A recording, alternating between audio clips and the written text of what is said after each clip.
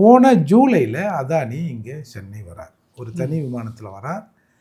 வந்து குறிப்பாக சித்தரஞ்சன் சாலைக்கு போகிறார். அப்புறம் ஈசிஆர் போகிறார். 2 நபர்களை சித்தரஞ்சன் சாலை யாரையோ சந்திச்சார் கூட வச்சுப்போம். நாம் ஏன் வந்து இவர் வீடு இருக்குது அவர் வீடு இருக்குதுன்னு சொல்லணும். ஈசிஆர்லேயும் யாரையோ சந்திச்சார் கூட வச்சுப்போம். இப்போது அவர் வந்தது உங்களுக்கு தெரியுமா தெரியாதா?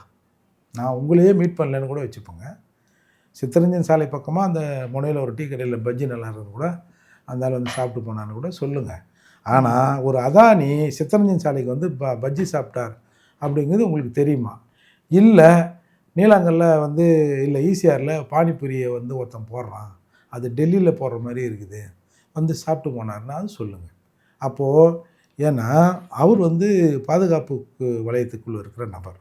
அவர் புரோட்டோகால் படி அவர் ஒரு ஸ்டேட்டுக்கு போகிறாருன்னா நம்ம ஸ்டேட் அந்த புரோட்டோகால் டிபார்ட்மெண்ட்டுக்கு அது தெரியும். இவங்களும் அதுக்கான விஷயங்களை பண்ணியிருப்பாங்க.